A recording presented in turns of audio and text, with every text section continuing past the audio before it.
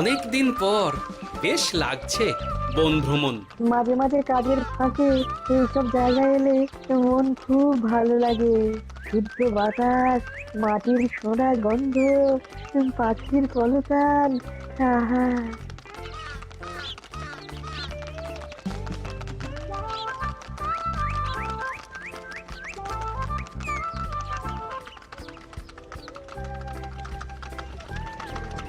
মহারাজের রথ থামছে। আমরা এইখানে বসে আজ রাজকার্য পরিচালনা করব। মন্ত্রী, তুমি ঝটপট এখানে বসার বন্দোবস্ত করে দাও। আমি এক্ষুনি ব্যবস্থা করে দিচ্ছি মহারাজ।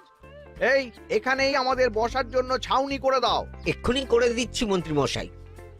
এরা বসার জায়গাটা করে দিক, ততক্ষণ আমরা একটু হেঁটে আসি।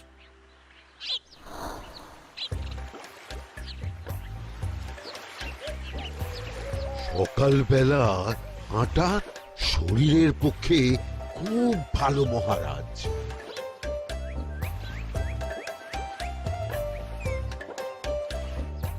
আগেকার দিনে রাজা মহারাজরা এই সব বনে মৃগয়া করতে আসতেন। মৃগয়া একদম ভালো নয় মন্ত্রী। তুমি জঙ্গলে আসছো অন্য প্রাণীদের মারতে।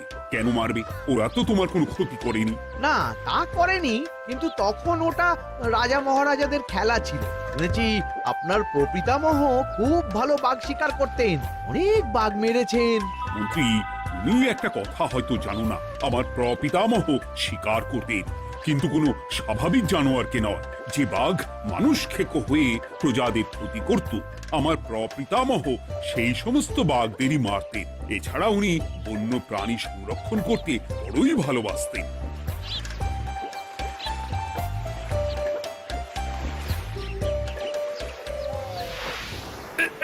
উফ, এটা আবার কি? এই এটা আবার কোথা থেকে উড়ে এলো? কোথাও তো ঝড় হাওয়া কিছুই নেই।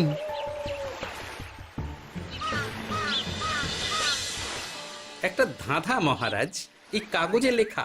ধাঁধা? পড়ো দেখি। জোয়ার ভাটা প্রভুর খেলা, ভাটা হবে হলে বেলা, ভাটা হলেই দেখা যাবে লাল রঙের এক পাথর পাবে, নদীর ধারে গর্ত করে যত্নে সাজাই কলস ভরে, হেথায় হোথায় ছড়িয়ে যাহা অন্ধকারে জলে তাহা, ঢুকলে চক্ষু ঝলসে যাবে, হাতের কাছে ঘন্টা পাবে, ঠিক ঘন্টা বাজলে পরে পড়বে ঝরে থরে থরে, ঘন্টা যদি হয় ভুল যেন তুমি হারাবে কুল, ঠিক ঘন্টা চিনতে হলে নকশা দেখো চক্ষু খুলে, সিন্দুক দেওয়ালে হাত দাও আসল ঘটনা জেনে নাও। ওরে বাবা, খুব দীর্ঘ ধাঁধা। তা মন্ত্রী, তুমি কিছু বুঝলে? এটা একটা গুপ্তধনের নকশা। এর মধ্যে গুপ্তধন কোথায় আছে তার একটা ধারণা দেওয়া আছে। গুপ্তধন? ওটা আমাকে পেতেই হবে, পেতেই হবে। দেখি দেখি একবার কাগজটা দাও। গোপাল, কাগজটা আগে আমার হাতে দাও, দেখি ভালো করে। এখন নদীতে জোয়ার চলছে গোপাল। একটু পরেই ভাটা শুরু হবে। হ্যাঁ, ভাটা না হলে কিচ্ছু বোঝা যাবে না। এখানে স্পষ্ট লেখা আছে, ভাটা হলেই দেখা যাবে লাল রঙের এক পাথর পাবে। তার মানে আমাদের ভাটা হওয়া পর্যন্ত অপেক্ষা করতে হবে। না, সময় নষ্ট না করে ধাঁধাটার সমাধান করতে শুরু করি। ভাটা হলে একটা লাল রঙের পাথর দেখা যাবে, এই পর্যন্ত পরিষ্কার আছে। বুঝতে হবে ওর পর থেকে। পড়ো গোপাল, চলো আমরা সবাই বুদ্ধি লাগাই। নদীর ধারে গর্ত করে যত্নে সাজাই কলস ভরে। এটার অর্থ ধাঁধাটা মাথায় বসিয়ে নিয়েছি, এবার কে কি বলবে সেটা শুনতে হবে। চলো গোপাল, আমরা ধাঁধা যেমন যেমন বলেছি তেমন তেমন ভাবেই চলি। চলুন মহারাজ, এখন আমাদের দেখতে হবে লাল পাথর। কোথায় আছে লাল পাথর? চলো চলো সবাই, চোখ কান খুলে আমরা নদীর পাড় ধরে হাঁটি। আমি একটু তফাতে হাঁটি। গুপ্তধন আমাকে একা পেতে হবে। ভাটা হলেই দেখা যাবে লাল রঙের এক পাথর পাবে। আমাকে চোখ কান খোলা রাখতে হবে। লাল পাথর, নদীর চড়ায় লাল পাথর দেখতে হবে। লাল পাথর, লাল পাথর। ওটা কি? এই তো লাল পাথর, লাল পাথর। ওরা অনেকটা এগিয়ে গেছে, ওদের আমার দিকে নজর নেই। এই সুযোগ একা একা গুপ্তধন নিয়ে পালাবো।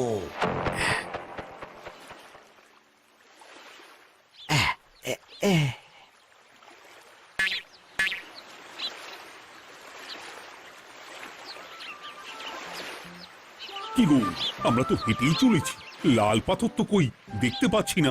আরেকটু হাঁটতে হবে মহারাজ, গুপ্তধন বলে কথা, ওকে আর সহজে ধরা দেয়? সেটা অবশ্য সঠিক কথা। আচ্ছা, আমরা সবাই তো আসছি হেঁটে হেঁটে, মন্ত্রী মশাই গেলেন কোথায়? ও কি যে ঘটে! সত্যি তো, মন্ত্রী কোথায়? ও সেনাপতি, মন্ত্রীকে দেখেছো? কই, না তো মহারাজ। তাহলে কোথায় গেলেন মন্ত্রী মশাই? এই জঙ্গলে বাঘ ভাল্লুক আছে, শেষে কিনা বাঘে নিল। হায় হায় হায়, মন্ত্রী গিন্নির কাছে আমি কি মুখ দেখাবো? হুম, বাঘ ভাল্লুকের পেটে যাবার লোক তো মন্ত্রী মশাই নন। ও গোপাল, কি ভাবছো? কিছু তো একটা বলো। এখন আমাদের মন্ত্রী মশাইকেই খুঁজতে হবে। তবে মন্ত্রী মশাই বাঘ ভাল্লুকের পেটে যায়নি। তুমি নিশ্চিত হচ্ছ কি করে? অত পেঁচালো মানুষকে বাঘ ভাল্লুক গন্ধ শুকেই ছেড়ে দেবে, হজম করতে পারবে না। না না না, এখন রসিকতা করার সময় নয়, আমাদের মন্ত্রীকে খুঁজে বার করতেই হবে। কোথায় গেল মন্ত্রী? চলো চলো, গুপ্তধন মাথায় থাক, চলো মন্ত্রীকে খুঁজি। আহ, মন্ত্রী কোথায় গেল কে জানে। একবার পুরো ধাঁধাটা ঝালিয়ে নি। ভাটা হলেই দেখা যাবে লাল রঙের এক পাথর পাবে। ভাটা হয়েছে, লাল রঙের পাথরের মাথায় চাপ দিয়ে গুহার মুখও খুলেছি। এবার নদীর ধারে গর্ত করে যত্নে সাজাই কলস ভরে। এটাই তো ঠিক বুঝতে পারছি না।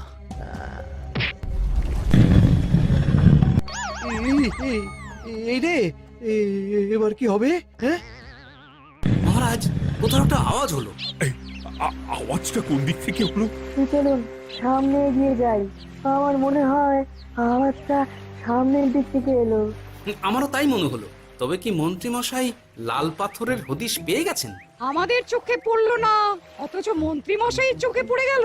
আসলে আমরা কথা বলতে বলতে গেছি, তাই নজরে পড়েনি। মন্ত্রী মশাই একা একা আমাদের পেছন পেছন আসছিলেন। উনি ইচ্ছে করেই আমাদের পেছনে পেছনে আসছিলেন।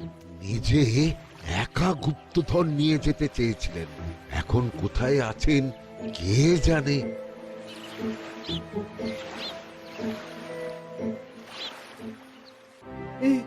অন্ধকারে কিছু দেখতে পাচ্ছি না তো। দাঁতাতে কি ছিল? হ্যাঁ, কি ছিল? হেথায় হোথায় ছড়িয়ে যাহা, অন্ধকারে জলে তাহা, ঢুকলে চক্ষু ঝলসে যাবে, হাতের কাছে ঘন্টা পাবে। পেয়েছি পেয়েছি, ঘন্টাটা পেতে হবে। ঘন্টা।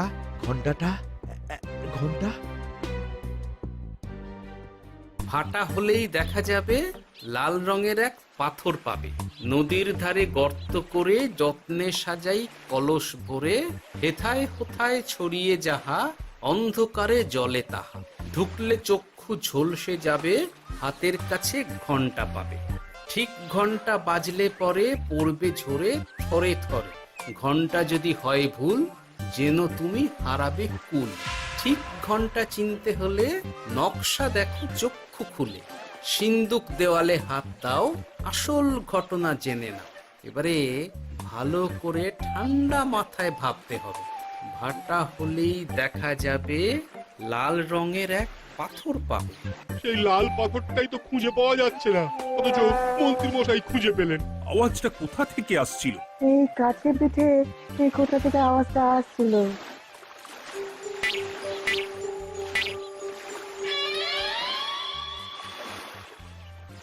এই তো,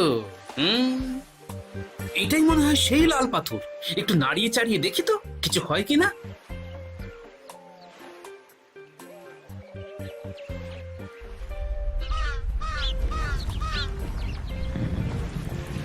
এই তো, কাজ হয়েছে।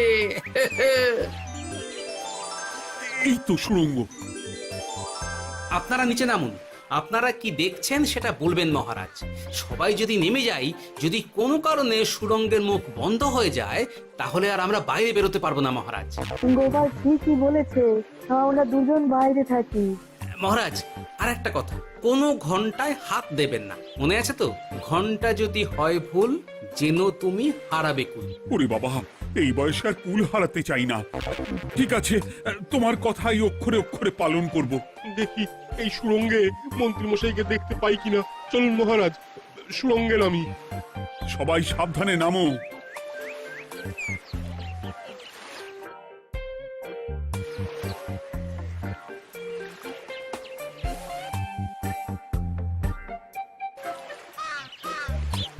মহারাজ, ওখানে কি কি দেখতে পাচ্ছেন?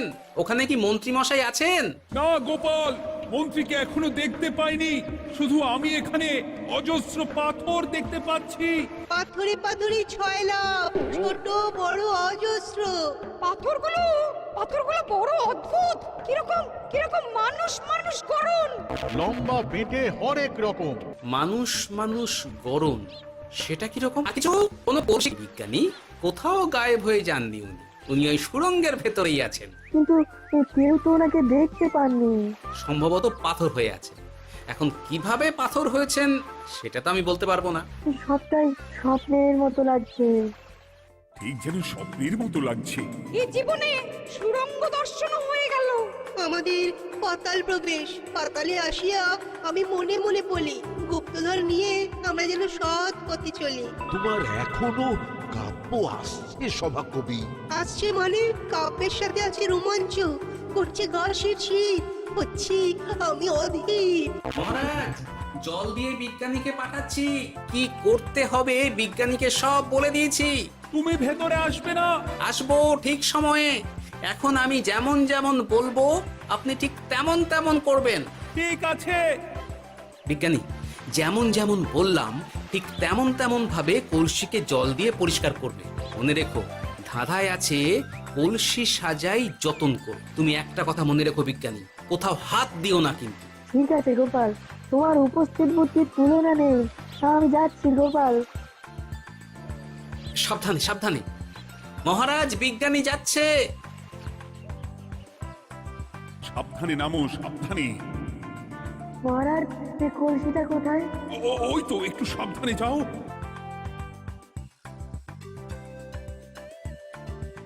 বিজ্ঞানী, কলসির দেখা পেয়েছো? পেয়েছি পেয়েছি পেয়েছি। এবারে কলসিটাকে ভালো করে জল দিয়ে ধুয়ে দাও। কলসির আলোয় সুড়ঙ্গ আলোকিত গোপাল। এরপর কি? ভালো করে দেখুন মহারাজ, কোথাও ঘন্টা দেখতে পাচ্ছেন কিনা। ঘন্টা একটা তো নয়, সার সার ঘন্টা, অনেকগুলো ঘন্টা। সাবধান, ঘন্টায় হাত দেবেন না, শুধু দেখুন।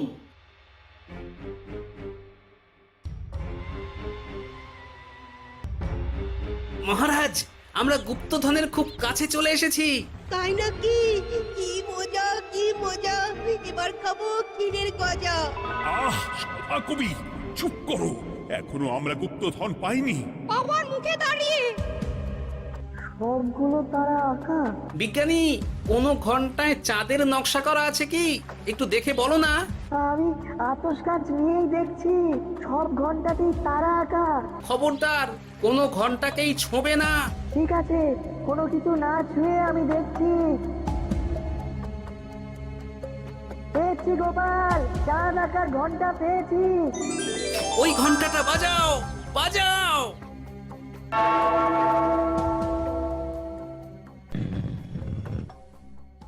গুপ্তধন পেয়েছেন মহারাজ। বাঁচাও বাঁচাও বাঁচাও। বাঁচান মহারাজ, বাঁচান বিজ্ঞানী, মহারাজ। মন্ত্রীর গলা পাচ্ছ না? মহারাজ, আমি পাথর হয়ে আছি, আমাকে মানুষ করুন মহারাজ। তুমি তো মানুষই ছিলে, হঠাৎ করে পাথর হলি কেন? মহারাজ, গুপ্তধন পেয়েছেন? পেয়েছি, তার সাথে মন্ত্রীকেও পেয়েছি। মন্ত্রী এইখানে কোথাও পাথর হয়ে দাঁড়িয়ে আছে। দাঁড়ান মহারাজ, এবার আসছি। সাবধানে এসো। আমি ভেতরে যাচ্ছি, বুঝলে? যদি কোনো কারণে দেখো পাথরটা গুহার মুখটা আটকে দিয়েছে, অমনি তোমাদের কাজ হলো পাথরটাকে ছুঁয়ে ফেলা, বুঝলে? ঠিক আছে গোপাল দাদা। আমার মনে হয় বিপদ আর কিছু ঘটবে না, তবুও সাবধানের তো মান নেই। ঠিক আছে। তুমি নিশ্চিন্তে ভেতরে যাও। বাঁচাও, আমাদের বাঁচাও, আমাদের সবাইকে মানুষ করুন। আমাকে মানুষ করুন মহারাজ। আপনাকে তো মানুষ করা হবে মন্ত্রী মশাই। আগে বলুন আপনি পাথর হলেন কি করে? ও মনে পড়েছে, ধারার শেষ লাইন, সিন্দুক দেওয়ালে হাত দাও, আসল খবর জেনে নাও। সত্যি গোপাল, তুমি না থাকলে এই এত কিছু আমাদের সবার কাছে অজানাই থেকে যেত।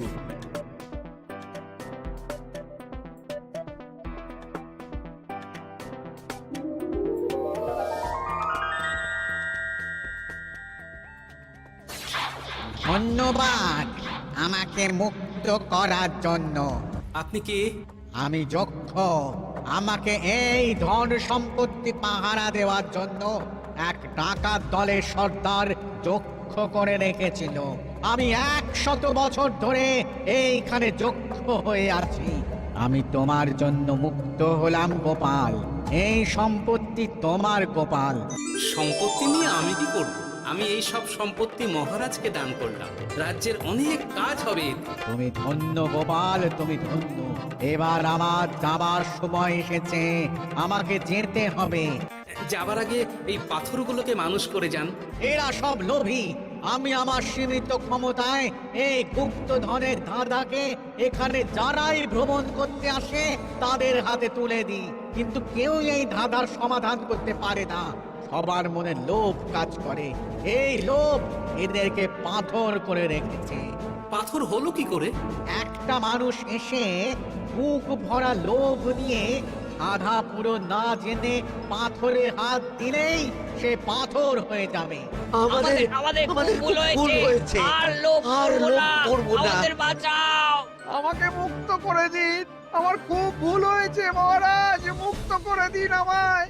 তুমি এখানে আগে এসেছিলে, তাই তো আগে এসে ভাবলে নিজেই একা একা গুপ্তধনকে হরপ করে দেবে। এদিকে তোমাকে না দেখতে পেয়ে আমাদের কত চিন্তা হচ্ছিল। যারা লোভী তারা কারো কথা ভাবে না, শুধু নিজের কথা ভাবে।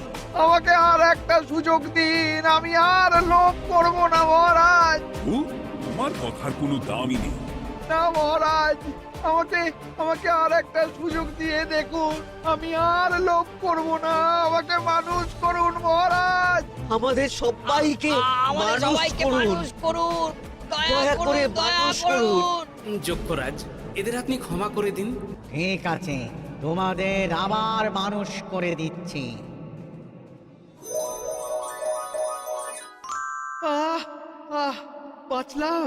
বাঁচলাম। এই রকম বারবার বাঁচা যাবে না, কিন্তু এবার সাপ ব্যাং যাই হবে না কেন ওইভাবেই থাকতে হবে, এই আমি বলে দিলাম। এবার আমার মুক্তি। মুক্তি নেবার আগে আরেকটা প্রশ্ন, যে ডাকাত সর্দার তার সম্পত্তিকে রাখার জন্য আপনাকে যক্ষ বানিয়েছিল, যে সম্পত্তি তো তাদের, আমরা তো নিতে পারি না। লোভ বড় খারাপ গোপাল। অতিরিক্ত লোভ মানুষকে পশু করে দেয়। ওই ডাকাত দল এই সম্পত্তির জন্যে সবাই কাটাকাটি করে মরে গেছে, কেউ আর বেঁচে নেই। সুতরাং এই সম্পত্তিতে তোমার অধিকার আছে। এই সম্পত্তি তুমি গ্রহণ করো। নিলাম আমি, কিন্তু এই সম্পত্তি মহারাজকে আমি দান করলাম। ডাকাত দল জনগণের সম্পদকে লুটেই তো সম্পত্তি বানিয়েছে, তাই আমি জনগণের কাজে লাগবার জন্যই এই সম্পত্তি মহারাজকে দিলাম। গোপাল, তোমার জয় হোক। এবার তাহলে আমি যাই। তোমরা সবাই সুখে থেকো আর ভালো থেকো। গোপাল, তোমার তুলনা হয় না। তোমার ঋণ আমি কোনোদিন শোধ করতে পারবো